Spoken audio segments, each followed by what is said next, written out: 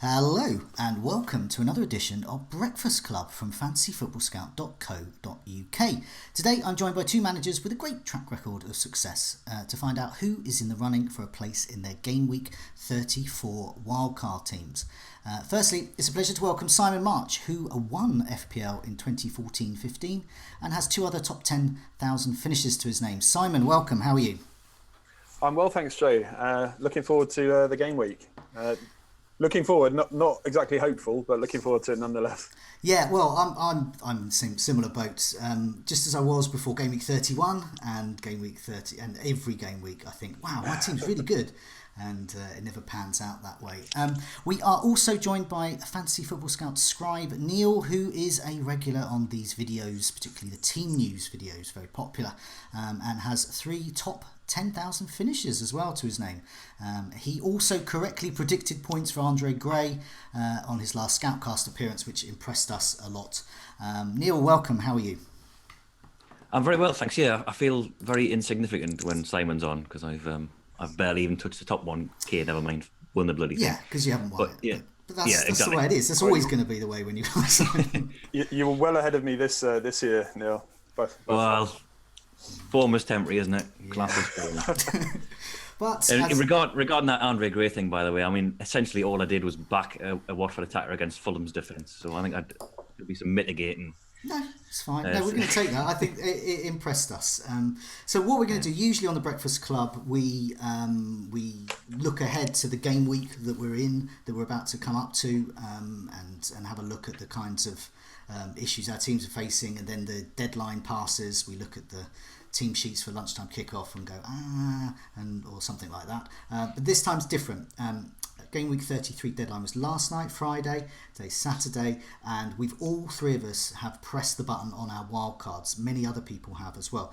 But this is also, we hope, will be of use to those who are not wildcarding, the chipless, because it will give an idea of the type of players that wildcarders are looking at, but it will also give some idea of the kind of players that you should be spending your precious transfers on. First of all, let's have a look at the season ticker, and that shows us that the kinds of teams that we should be perhaps looking at, and I'm expecting to see in both your wildcard teams, Southampton, very good fixtures, Arsenal, Tottenham, Manchester United we're not so sure of, Man City obviously, and Brighton have this double in a row over 34-35. So what we're going to do is we're going to look at what your wildcard teams and position by position, and hopefully I'll get it right on screen for those watching on video. I'll get the right images up for the right teams. So firstly, let's just have a look at Simon's wildcard team, and we're just going to focus on the goalkeepers at this stage. So Simon, you've gone for Ryan and Foster. What's your thinking behind that, and who else could possibly be in the running? So it's largely a price-led thing. Ryan obviously has the double, which is a real bonus for him, and he's only 4.4. So I think he's going to be in a lot of teams. Foster is just a player that I like. I bought him in. I think you and I, Joe, bought him in roughly around the same time, a few weeks. We did, and he was like, I think it was when people were starting to realise that Fabianski wasn't actually that good, and I think you and I probably had the same thoughts, looking at, hang on a minute, this guy's getting clean sheets and lots of saves. Same thoughts, I imagine. Yeah, well, sort of in my case. He was actually the only player that I could afford, the only goalkeeper that I could afford. That as well. So it's an extraordinary piece of luck because he kept getting double scores, double point scores every week for about 4 or 5 weeks. I think also Watford have got the double. It's not necessarily a brilliant double. Maybe Huddersfield, Southampton. I think it's a good one. No, it is. I think I was looking at the game preceding it. So yeah, they got Arsenal, and then later on in the season they got Chelsea, and so around the double and Wolves. So not so brilliant, but the double itself is actually pretty good. Aside from those two, I've played around with a few different variations. Edison is an obvious one. Leno, I really like. I think that there's a slight looking at the. I think he got a price rise possibly last night. It looks like there's an emerging bandwagon around him. Super cheap. for a top six goalkeeper. And Arsenal on paper have got fantastic fixtures, although I think maybe they are deceptively difficult. I think given so. that they've got only 2 home games, and their away form second half of the season really hasn't been much to shout about. That's exactly what I looked at as well, because they've got Watford away, Wolves away, Leicester away, Burnley away, Crystal Palace at home, Brighton at home. The 2 home fixtures are great, but yeah, as you said, they cannot buy a clean sheet away from home. And with Leno, you're looking at clean sheets. So when we come to talk about defenders, that'll probably explain why we're perhaps looking elsewhere there. In terms of, I'm just going to put Neale's team up, and it'll perhaps no surprise. Hey, there's Ryan and Foster. So is Neale, your thinking behind it, is it very similar to Simon's? We're looking at value, we're looking at double game weeks, and with Foster, are you looking at saves as well, I guess? Yeah, much like Simon said there, it's cost led. I've always gone with budget goalkeepers, regardless of the situation. The double with Brighton, I think Ryan's an immovable, really, staying whatever I do between now and next Saturday's deadline, or Friday's deadline. Foster's potentially flexible. I mean, there's Roy Pachucho as well. We haven't mentioned him yet. They've got 2 home games in 35. But it sort of depends what you're doing with your defence as well. So I might have Wolves' defensive coverage with Doherty or Johnny. With Arsenal, I might have Kolasinac as a route into their defence, so I don't want to double up with Leno. With Watford, the reason I've sort of honed in on Foster is that there's not really that many appealing defensive options, especially when they're playing 3 times in a week. We've seen before that. It was mostly FA Cup-led rotation, but for example, I wouldn't be surprised to see Holebas rotated at one of them, given that he's 34.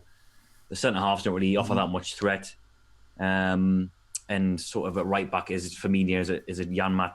So I think Foster's the safest route into that Watford back line. Not that they're particularly attractive in terms of underlying stats. I was looking at some of their chances that they conceded, big chances and things like that, and the wrong end of the table. But I think a double against Huddersfield and Southampton, I think that's possibly the best couplet of fixtures in Gameweek 35 out of all the teams. Just looking again, I think it probably is. And I guess this may be the case for both of you. You're both looking to bench boost in Gameweek 35, and if you are, the points you could get from a cheap, good goalkeeper, who's on the bench there. Is quite appetising there. Is that the case with you, Simon, as well? You're looking to bench boost in Gameweek 35? Yeah, very much so. And it's a very different challenge, I think, to the free hit, obviously, that we just took, where you can really focus on your first 11 and just not worry at all about your subs bench. That's why I've tried to get fairly decent players all across the 15, but very, very much with a view for bench boosting. Now I'm going to put up some stats at the moment, and I'll explain them. This is the last 6 matches for goalkeepers, and something I look at is minutes per save. That's quite a good fair judge of that. So this is quite good because you'll get goalkeepers in awful teams, like Rico, for example, with Fulham. He's quite high up there, but so is Foster as well. And that bodes well for save points there, and the odd chances. He hasn't had any clean sheets in the last 6, but the fixtures are better, and they've got that double game week, so there's a definite chance of clean sheets there. What these stats show is definitely, I think, the case for Leno. He's actually making a hell of a lot of saves, plus he's getting clean sheets as well. So 3 clean sheets the last 3, but as we say, none at home. So I'd be looking at maybe 2 clean sheets for him, those home games, maybe 1 away, but maybe not. But he would definitely, those away games, this will give those that have invested in him comfort, is that his minutes per save, he's making a save every 27 minutes and Foster every 22 minutes. So he's similar kind of area, really. And this actually put me off Matt Ryan a bit, but I can't turn down the chance of Matt Ryan playing twice. But he's really low down. He's only making a save every 49 minutes. So that's showing that their defence is really strong. It's almost like your worst case scenario for a goalkeeper. You've got a really strong defence, so he hasn't actually got a chance to make any saves. What you want is the defence to restrict players to long shots, which they can easily save. This is why Burnley keepers have been so good over the years. But I'm not looking forward to many save points from Matt Ryan, but at home, hopefully, clean sheets there. But yeah, I just wanted to bring those up because I think they justify your picks and they also justify Leno. I can't see past any of those three. Is there any? I mean, you mentioned Edison there, Simon, but Simon and Neale, are there any other goalkeepers that might come in, or just it's going to be Ryan and Foster? You think? Yeah, I think so. I think just regarding Leno as well, Simon touched on this before. He's 4 of Arsenal's remaining 6 are away from home. And as you said, they haven't kept a clean sheet away from home this season. And already they've played Fulham away, Cardiff away, Huddersfield away, and haven't kept a clean sheet in any of them. So I'm not particularly, and we'll discuss in a second, I'm probably honing in on Kolasinac. I do think an Arsenal defender is a viable option, but I would be averse to a double up, especially with Leno being that little bit more expensive. And as I've discussed with you this morning, Joe, that 0.2 million can make all the difference. Yeah. Because I was priced out of certain other defenders and that. So I think I'm pretty set on Ryan, and I'm probably halfway on Foster. I mean, we could discuss single game makers as well, because I think the difference with wildcard in 34, 35, as opposed to the free hit in 32, is I think there's some really appealing single game week options who then have good fixtures either side. So, for example, I mean, Bournemouth have got Fulham at home in 35. I know there's a bit of to and fro with Begovic and Boric. Newcastle's at home to Southampton. So yeah, there's scope to maybe include a single game with goalkeeper on your bench, especially if you're not bench boosting. I think if you haven't got that chip and you're planning around the double game weeks. Gunn as well at Southampton, I was going to say. Yeah, exactly. That's a really good shout. Yeah, I forgot to mention him. Because Brighton, of course, last 2 games of the season, Arsenal, Man City. So you want someone with a decent last pair of games, and Southampton do have that. They got West Ham and Huddersfield. So yeah, Gunn's a good show. Actually, I completely overlooked him. Yeah, I'm never quite sure where you are with the Southampton goalkeepers, but it looks like Gunn is the one. It's just that fear of him suddenly not being, and you've got him in for a double game week. Whereas I know Foster and Ryan are number 1. I think that's what helps. I'm going to move on to defenders now, so I'm going to put Simon's team back on, and then we'll put your team as well on in a sec, Neale. So yeah, looking at your defence, some key issues I think that would be common to most people. Looking at Brighton, I've mentioned Cardiff as well because they also have a double, and it's quite a good double, even for lowly Cardiff game week 34. So double there, and also Wolves, in the mix. A lot of people got value in Doherty.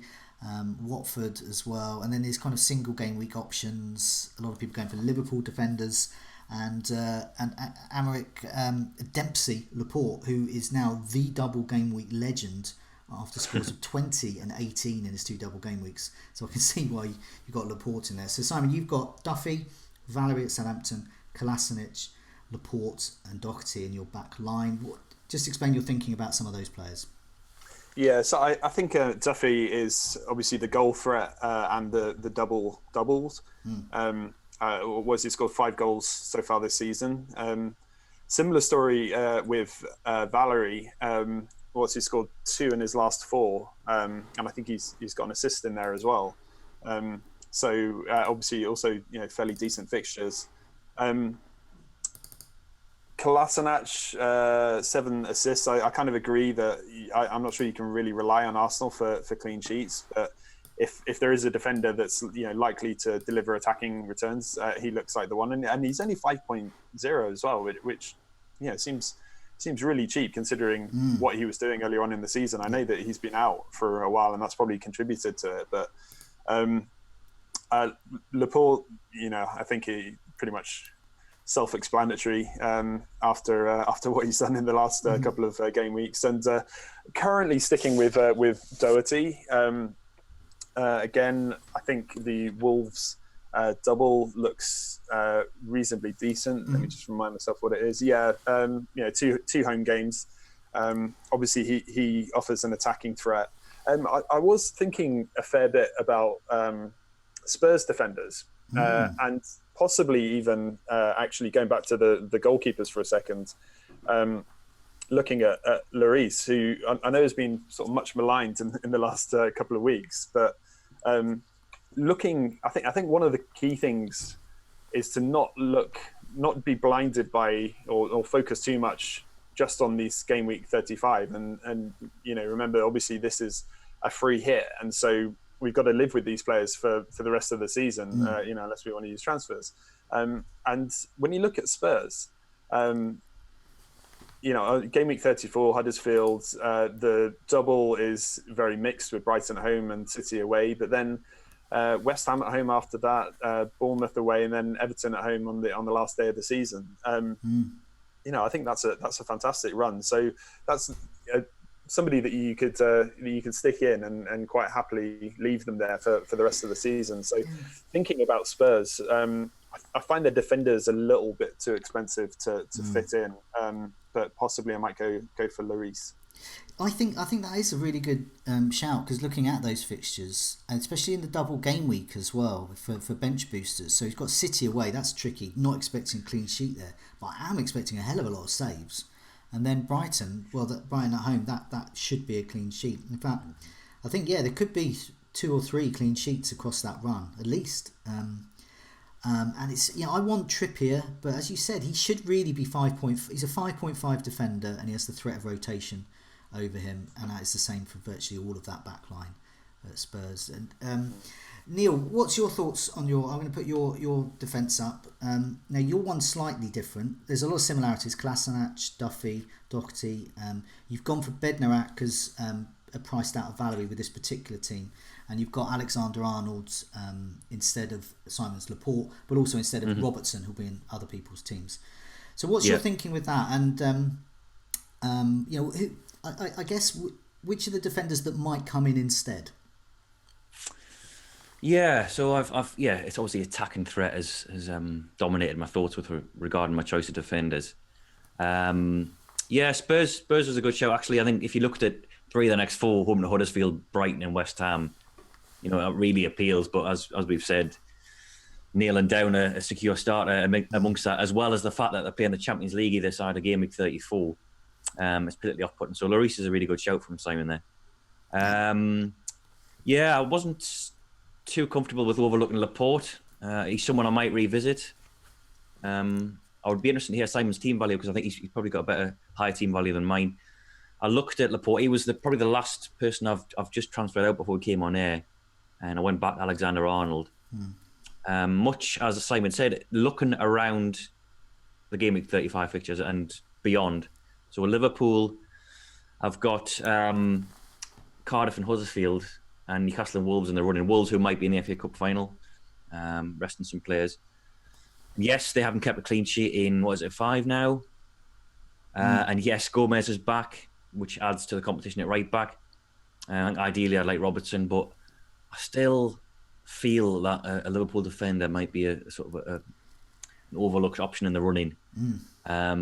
Laporte I can't argue with Laporte. He's fairly secure. I think he's only really missed 1 game in which he's been fully fit for this season. He was on the bench, but he wasn't fully recovered.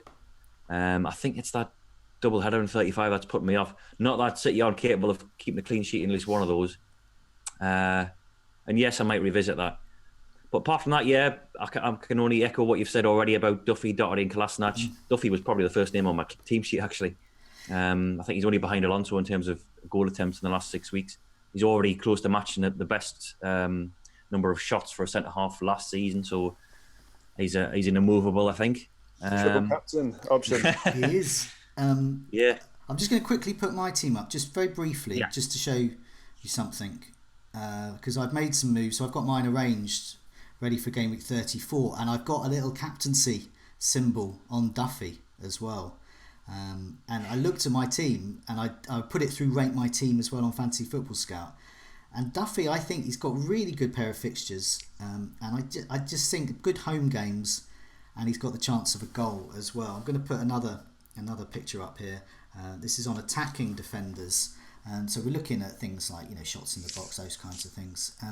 And he is looking fantastic, Duffy there. So he's right up there. Last 6 matches amongst. I've just singled out kind of key defenders that are likely people are thinking about from key teams.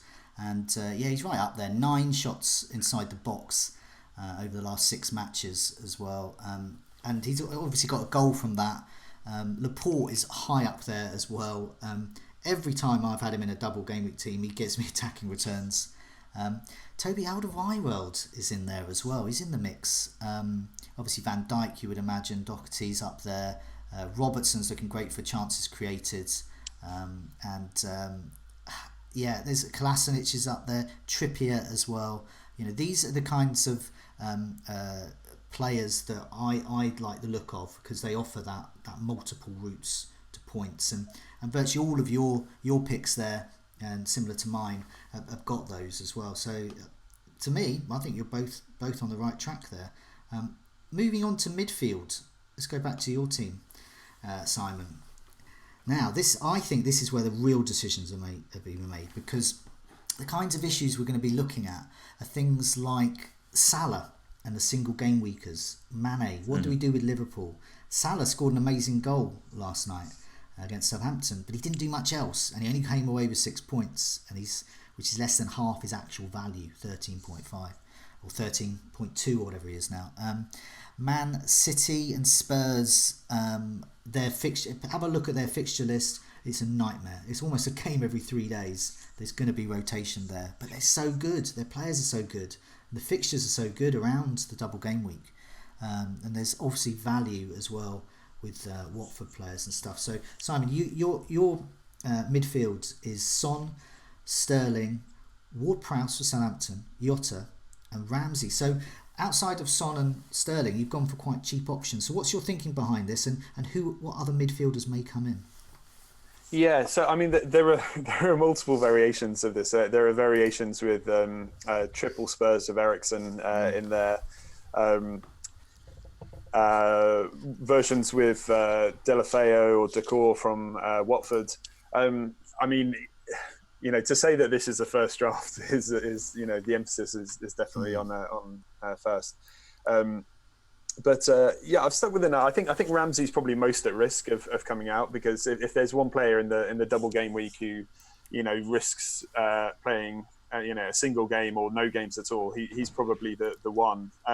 There is, I guess the elephant in the room is the absence of any Liverpool players at all. And right now, having just activated the wildcard, I'm sort of in the glow of having all the options and the rest of the week to figure it out. I might well chicken out, come Friday and have Liverpool players in there. But the thinking at the moment is very much where I am. I had a pretty awful run of 5 red arrows in a row, followed by I did really well last game week. I had a really big green arrow, which saved it a bit. But I'm still in that sort of position where I'm looking at it and sort of thinking, okay, well, I can't get a really good finish this season by doing what most people or most other people will do. So I've got to take some risks, and I think that risk is to focus more on teams like Spurs and Arsenal, and less on Liverpool. And the way I've kind of rationalized it to myself, other than that, is to say, okay, I can live without Liverpool against Chelsea in game week 34, and I think I can live without them away to Cardiff. Given that Cardiff could absolutely be fighting for their lives at that point. I'm not sure it's necessarily as easy a fixture as it looks on paper. This might be me wishfully thinking. And then after that, Huddersfield is obviously a really good fixture. Depending on how things are looking with the Champions League matches, I could, hopefully fairly easily bring back in a Liverpool player then. And then I think it's the last 3 games of the season, Huddersfield, Newcastle, Wolves. Those look like the ones that appear really dangerous to go without Liverpool players to me. And so I'm hopeful that, my emphasis on Arsenal and Spurs can at least match Liverpool over the next couple, and then hopefully give me a bit of an advantage. I'm trying to think of a polite way of phrasing it, but it's do or die now, pretty much. And this is a time where you're presented with what looks like a good risk, and I'm probably going to take it. Because I think it's the cheaper midfielders there. These are the differentials. So Ramsey could become someone else. So for example, in my team, I've got Decore instead of Ramsey, and he's. I know I'll talk to Neale a bit about Decore in a second, but I like the look of Watford's double game week, and I like the look of him for value. And of course, players like Ward-Prowse as well. Højbjerg, who's been on my bench for like forever, and still on my bench even this week in the limited fixtures. He's starting to show some attacking threat. 2 attacking return in both his last run-outs, and you've got Jota in there. These are nice kind of low-owned players that could really, meanwhile, when everyone else has got, say, Salah or Hazard, who are coming in with maybe 2 points, 6 points, these are the ones that in a double game week particularly could do well. So I think that's a sound policy. But as you said, it's that Liverpool one is investing in them, because Mane and Salah we know can do really well. I'll put your team up, Neale. Similar. I mentioned Decore there.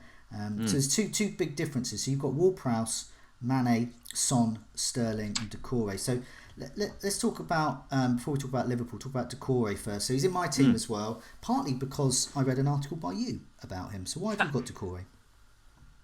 Well, we've at least got a chance to monitor this over the weekend. They're playing in the FA Cup.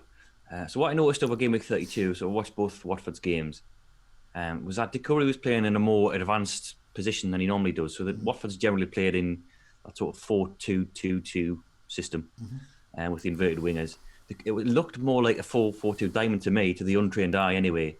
So Decore, whose attacking returns and attacking threat had really just fallen off a cliff in this calendar year. I think I put up on Twitter that in 2019 he'd had, I think it was 1 shot and 4 penalty box touches, or vice versa. I can't remember which way it was, going into Game Week 32. Now, within Game Week 32 itself, he's had 11 penalty box touches and 7 shots. So he was playing as sort of almost like a number 10 at times, behind Deulofeu and Deeney. Now, Deulofeu was the obvious option, really, for Watford's attack, but I wonder if his little run in the first team's coming towards an end. We saw what Gray did when he came on against Fulham. I don't know if anyone saw the interview with Deeney afterwards. Yeah, he basically said, "I hate Deulofeu, I love Gray," didn't he? Yeah, he was imploring Gracia to pick Gray for the FA Cup semi-final. And Deulofeu, apart from that hat-trick at Cardiff, he hasn't really looked that good. He starts on too bad, but he sort of dithers in the final third. His end product's not always that good. And he's obviously a favourite of Gracia's, but I wonder if Gray's now making himself so, unbenchable. To a point where he might at least get one of the fixtures in Game Week 35, if not both of them. Whereas Decore, I think, is more not certain of 2 starts, but he's the sort of the focus of that side. Didn't Gracia come out this week and say that he believes that Decore and Capoue are is the best midfield pairing in the Premier League? Yeah, he did, and obviously, I mean, it kind of depends what happens with Watford's FA Cup semi-final to an extent. I mean, there wouldn't be any rotation in Game Week 35, but it might influence my decisions for the season running. So they've got Chelsea away in Game Week 37, and then West Ham at home in 38. So there's potential for a lack of returns there, because he might get rested in 38. Yeah. But he's of a value where you can bench him for those fixtures. Yeah, exactly. Yeah, and I still definitely want coverage for Watford's midfield or attack. I might consider Deeney. Who knows? But yeah, that was my logic behind Decore, and he's not a fixed position in there. He could still come out, but at the moment, that's who I'm looking at for Simon, Watford. Anyway. Are you tempted by Decore or a bit of Watford attacking cover? Yeah, absolutely. Yeah, for the same reasons that Neale's mentioned. Really, yeah, I've got a version of this with Deulofeu is the one that I'm looking at, mainly just because he's a little bit cheaper and easier to fit in. But yeah, I think they're really good options for this double game week, definitely. Neale, you've got Mane. Simon, you don't have Liverpool midfield. So what's your thinking behind that? And did anything happen last night in the Southampton game that made you think, oh, maybe I want Salah now? I don't think so. I'd be petrified of not having him. I mean, we've seen what happened when I ditched him last time, immediately before his hat-trick against Bournemouth. But the money that can be freed up by getting rid of Salah, I'm keeping Mane as a sort of as coverage, basically. That's what it is. Yeah. I didn't captain any one of those two players last night because I was just that unimpressed by their away form of late, and I didn't even think they were that good last night. I think Salah's goal came about because Southampton threw too many men forward at that corner. I don't know what they were doing because they kept them at bay, really. They hadn't carved out that many clear-cut chances. Yeah. Played really well, and in fact, that reinforced my belief that Southampton's a really good option for Game Week 35, even though they got beat. It did. I thought 3-1. That doesn't tell the story at all. That was a real 1-1 game, and that Salah goal was excellently taken. But as you said, he didn't really do much else. I noticed that Mane actually once again had more shots in the box than Salah, so that's reinforced my view to have Mane. And it's coming back to a point that Simon made earlier about the importance in his wildcard team of having a really good, having strength throughout, because you've got to be using your bench for bench boost. You've also got to have a mixture of players to last you for the rest of the season, with only limited transfers left available. And I tried with Salah in, and the rest of my team looked awful. And it's Mane to Salah is 3 million. That 3 million goes so far, especially when you're looking at the difference between, quite good, mid price midfielders to having like a rubbish midfielder, those types of things as well. So I mean, I'm just gonna put my team up. It's got Mane in it, but there's another player in there that neither of you have mentioned that's in mine. It's a nice segue from what I just said about rubbish midfielders, but I don't think he is that rubbish. His team is, though. It's Camarasa. So in my midfield at the moment, I've got Doucouré, I've got Son, Sterling and Mane. So I've got those kind of key players from the top teams. And I've got Camarasa. I like Cardiff's double game week fixtures. I think they're good. I've got him in for this, and I'm thinking of moving him on for another cheap midfielder. And I'm actually thinking of getting Højbjerg back in for game week 35. But for game week 34, I like the look of Camarasa. I've actually got the vice captaincy on him. When I look at Cardiff play, he's it. He's the only player who looks like he's capable of doing anything, and indeed he can do things. He can score, he can assist. Awful team, okay fixtures, good player. That's why I've got him. He's only 4.5 as well. I've got a couple of 0.2 in the bank. I think if you're going to go Camarasa, it might, and you want to perhaps move up to Ward-Prowse, it might pay game week 34 to perhaps have $500,000 or so in the bank, just so you can give yourself a bit of flexibility. But I'm quite happy. Carry on. Yeah, he was in my first draft as well, Joe. He's been my bench fodder option for most of the season, and he's playing in that number 10 role now, as opposed to the sort of wide right position he started off in the season, or central midfield. And he's top. Well, he's third amongst midfielders for XGI over his last 6 matches as well. So he's got the goal potential, he's got the assist potential. I might revisit him as well for that game week 34 and then potentially ship him out for 35. So I think you're it's always a danger of planning a transfer, but I think with a cheap one like that, I think I'm okay with that. And as we saw in the last, he actually got points. People had him for game week 32 and he delivered points off the bench. I think we had on the Scoutcast, I think it was Demel team, a ridiculously high score, and partly because he had a good bench of these types of players. I'm just going to put some more stats up while we're on midfielders. This is looking at goal attempt shots over the last 6. As you expect, Salah's there. Just that one goal from his 23 attempts. Whether you're glass half full, glass half empty type thing, it's whether you think that's going to continue with Salah. Sterling's up there, Eriksen's up there. Son's not there because his form was awful before he went away, and I think I agree with you, Neil, your assessment of me on international duty. I think we're going to see some good form from Son. Mane there as well. De Bruyne is another player I know people are considering, and they're probably quite right to. The last 6 matches he's played, he created 19 chances, which is a huge amount of chances. He's had 12 goal attempts as well, and of course he scored in the last game week. Deulofeu's there. I think that's more of a hang-up from that hat-trick game he had. Doucouré's as you mentioned, his position has changed, so he doesn't figure on that last 6. But that's an indication of have a look at the last couple of fixtures as well. Ward-Prowse and Højbjerg is there. Højbjerg with 10 goal attempts, 4.4. I'm really annoyed. I'm kicking myself that he's on my bench at the moment. I'm praying for just so even though it's not a great amount of points, he's got an assist. I want that in my team. So Højbjerg is an interesting one, and Redmond there. I think Redmond's probably the kind of safest one. He's going to play. He's really relied on. I don't know, Neil, have you picked that up in any stats or manager quotes or anything that Redmond is a fixture and steady stream of points? Yeah, I mean, before Southampton's last set of good fixtures happened, I did an article on the site about Redmond and Armstrong, sort of sided with Redmond. He hasn't delivered tons of attacking returns, sporadic assists here and there. I mean, he's only scored 1 in his last, certainly this calendar year. But he's played, I think, every match since Hasenhüttl started, apart from the game against Man City when he said he just rotated his first choice 11, prepare for Chelsea. So he's certainly a permanent fixture in there.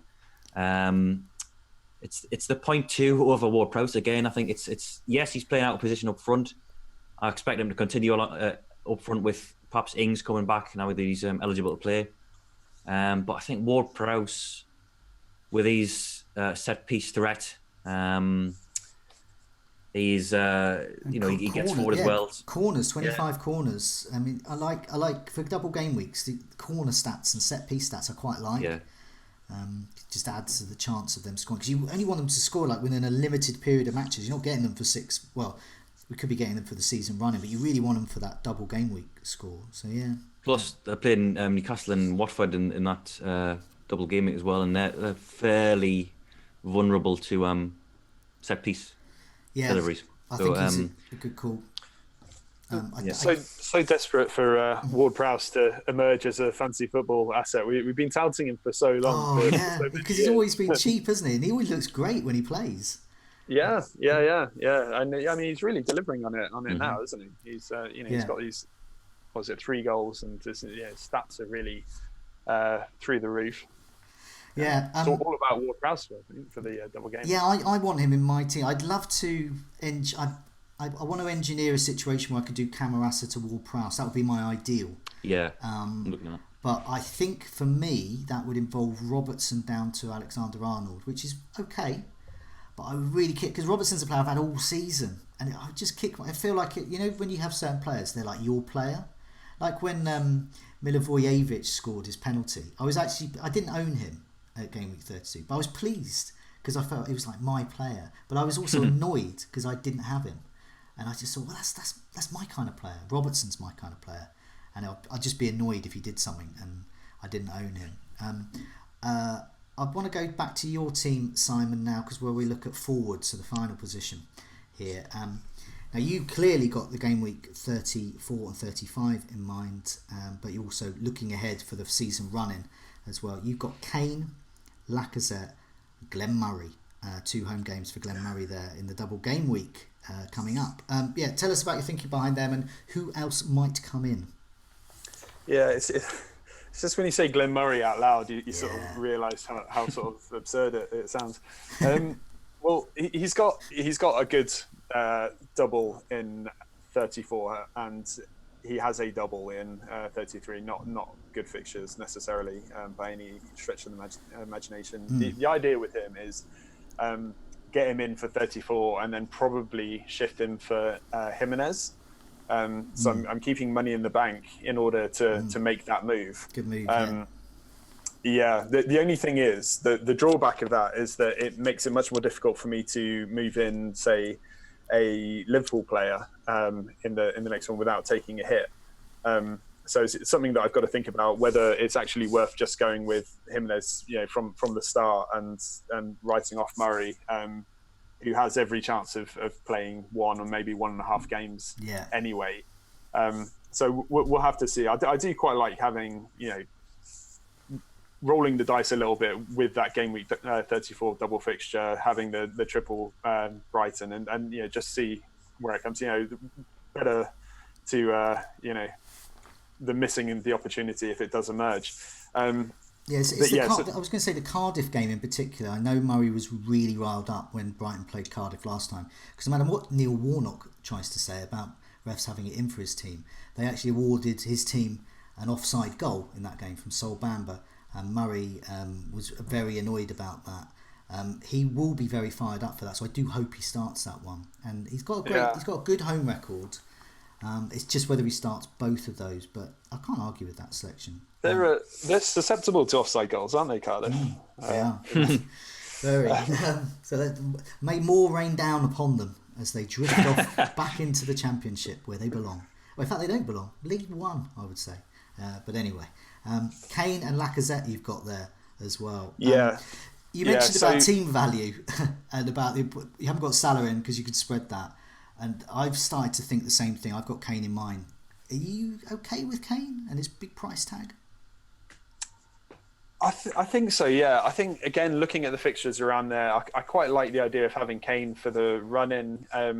He's got this tendency to sort of get tunnel vision when he comes close to the Golden Boot. From what I understand of Spurs the other night, it was practically the get Harry Kane a goal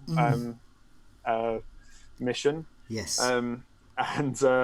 So, you know, I could see that continuing on in this new stadium. You know, they clearly want that to happen. He clearly wants it to happen. You know, whether it will or not is obviously a different factor. But I think the fixtures are in his favour and the motivation is definitely there. And as you've been mentioning quite a lot recently, Joe, you know, it's players that have motivation at this time in the season. And I think Kane ticks so many of those boxes, even though he is quite expensive. Lacazette, I'm not quite so certain about. There's a possibility that I might try and engineer Aguero in instead. But Arsenal, in principle, you know, I do want to back at least one of their attacking players going into this, and I don't have enormous faith in their midfield. I know I've got Ramsey there at the moment, but I think it is Aubameyang and Lacazette that are the standouts. And Lacazette, I think, for me, I prefer him to Aubameyang. He's not far off in terms of goals. I mean, I think it's something like he's got 13 goals and Aubameyang's got 17, but Lacazette has a fair few more assists, and I think that it's reflective of how he plays, that he is always the central striker. I know that they've been experimenting with potentially playing them both up front, but you know, Lacazette seems to be the player that is always there and always involved, and you know, I quite like that in a striker. So, and yeah, again, fixtures are pretty good for him for the rest of the season. He's got the double, so there's one that I'm looking to roll the dice on. Yeah, no, I mean, it's a very similar lineup to what I've got, and I'm going to put Neil's wildcard team up because that is exactly my lineup. So yeah, you've got Lacazette, you've got Kane. Everything Simon just said, completely agree with there. I do like Murray, but I also like Jimenez, and I've got lots of value tied up with Jimenez, and that's why I want him in my team still. And I think that gives us an advantage on the wildcarders because people getting him in have to pay much more than we did if we've had him for a long time. But of course, to be honest, he's currently going to be my captain in Gameweek 35, unless I think otherwise. I just think Wolves' fixtures are good. And out of all the players I've got, he's the only one where I just literally just expect points. It's not a hope point. I just expect points and it's a question of how many. But what's your thinking behind Jimenez as well? And also, Neil, you know, which other players might come in for you? Yeah, much like you, Joe. There's a lot of value tied up in Jimenez for me. I might even have gone down Simon's route with getting Murray in if I didn't have 0.5 resale value tied up in Jimenez. I think with Brighton is that they just don't score very many goals at home. The last 8, they've never scored more than 1 goal in a game at the Amex. And there's so much possible threat of rotation, I think, up front and the midfield places as well. I think we saw in December that Murray was rotated every week with Andoni when the fixtures piled up. So I would expect that to maybe continue. And the same goes for their midfield assets as well. They've got that much choice out wide, and Gross is still injured. I was looking at him earlier in the season for this potential double, but he's not back yet. Yeah, I think it's funny actually. There's not really an outstanding captaincy candidate in 35. I sort of balked when he said him and his there for the captaincy. When I looked, I thought, well, there's not really that many viable alternatives. I wouldn't. Yeah, I mean, who else? It's less. Yeah, Jimenez is who else to captain? So Kane would be a good one, but away to City, is he really going to get much? Well, that's a problem with Kane as well that I've got at the moment. In that he's a hell of a lot of money, and the only game I'm probably going to captain him for the rest of the season is Gameweek 34, which comes right in the middle of the Champions League doubleheader against Man City. So, would he play? I mean, I'll be pretty sure he would. Of all the Spurs assets, he's probably the most secure. But is he completely? Would they dare rest him? Oh, I think he'll play, but will he? 60 minutes. But you think they would be up. But I'll put my team picture up again with my Duffy captaincy option there, and that's what the computer boffs at Rate My Team on Fantasy Football Scout are telling me.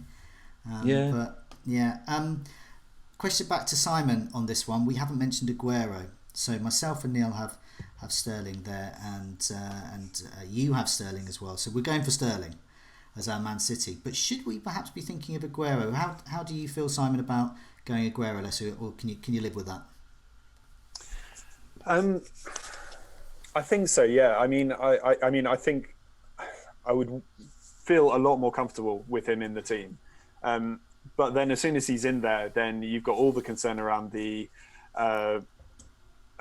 rotation, all the Champions League, the FA Cup fixtures, all of these things, all of these factors are going to play into it. And the fact that, unlike Spurs so much, City do have viable alternatives up front. And so, is Aguero going to play both those games? So, he's picked up this injury, which doesn't sound enormously serious, but it kind of illustrates that Pep is going to not take any chances with him.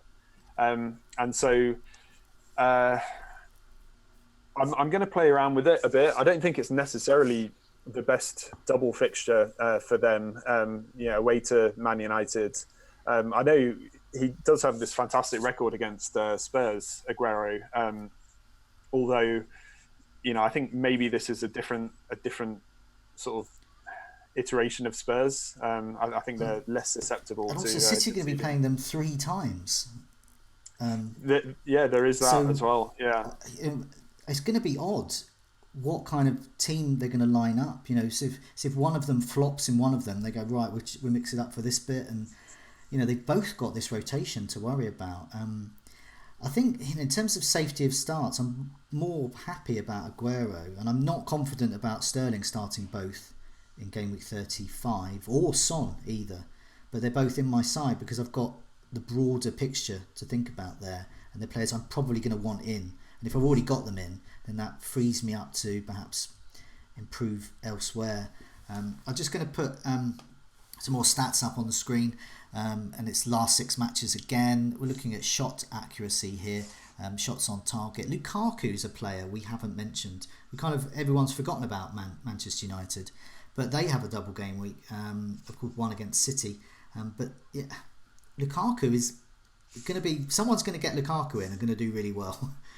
It probably won't be us 3. Aguero's second there with Kane, and I like Kane's stats here.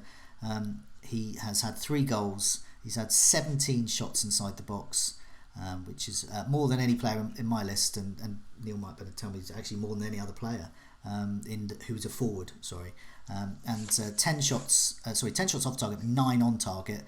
So that's good. Aguero, same there, 9 shots on target, and Lacazette's kind of at the creeping up there as well with 16 shots inside the box, 7 on target. That's good. There's Rashford's in the mix as well. He's an interesting one. A bit of value there. Aubameyang I'm not considering because of that 1.5 price difference with him and Lacazette. And a few other. Raul Jimenez is there as well. Firmino is an interesting one. I think if anyone's got a forward slot and they don't want Mane and they can't afford Salah, but they want to tap into Liverpool, I think Firmino could be. We've seen him, his steady trickle of points, which is what you want over a period of games. Simon, can I tempt you by Firmino? in the sense that I think he's a really good player and that I think he'll do well potentially. But I'm very much kind of sticking to the double players strategy at the moment. I think very much the difference between this double game week and the previous one is that we've got a real plethora of forward options this time.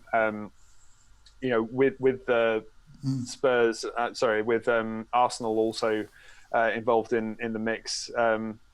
I mean, you could potentially just looking down this list, Danny Ings as well could be a budget option himself. But on top of that, Jimenez, Aubameyang, Lukaku, seems to be coming back from injury pretty well. I think in this case, it's you're investing in that forward line is going to be really beneficial.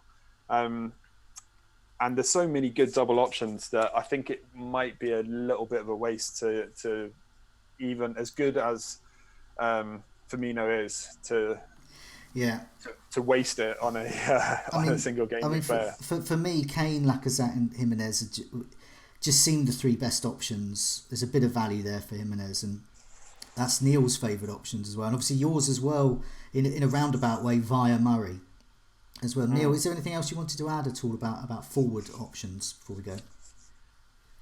Well, regarding Man United, they're sort of the sacrificial lamb, aren't they, in terms of trying to fit everybody in. Now they're appealing fixtures sort of bookend the season, so they've got a decent game in 34, home at West Ham, and then they've got Huddersfield, Cardiff to end the season. But those games again fall around the Champions League. So 34 is either side of the quarter-final. If they get through that, then it'll be either side of 37 and 38. So, and we've seen before that Solskjaer will rotate ahead of the Champions League. He did it against Fulham when he benched Rashford. Didn't play Lindelof, took Pogba and Martial off midway through the second half. So I think that sort of puts a nail in the coffin for me in terms of Lukaku, certainly. Rashford's always an option, I suppose. He's much more cost effective. Pogba, I think probably a couple of months ago he was nailed in the double game week 35 team, I think, but he's very expendable now, I think, unless I say something that changes my mind over the next week. But I think I'm probably going to go without Man United in terms of forward options. I think probably everything you mentioned there. I think Dean is obviously potential to perform well against Huddersfield and Southampton, but again, possible rotation risk. Ings, you're never fully sure about how fit he is, whether he's going to last a full game or even suffer a recurrence of that hamstring problem. So I think I'm fairly settled at the moment with that three. Although I'll discuss more findings through the week. I'll be doing various articles on the site as well, and particularly on Brighton. Okay. Heading into 34, 35. Okay, well, thanks for that. We are going to sign off now. Hopefully we've given people lots to think about their own wildcards if they're wildcarding, and also just other players to get in for the season run-in. If you want more thoughts on wildcarding, this week's the latest Scoutcast, which is episode 290. That features a big section in there where Andy, Az and myself go through, as we've just been doing here, go through our wildcard selections and in a bit more detail there about our choices. Lots similar, a few other names to mention within there as well. But for now, Neil and Simon, thanks so much for joining me, and have a good rest of the day. Yep, bye-bye. Thanks, you too. Bye-bye.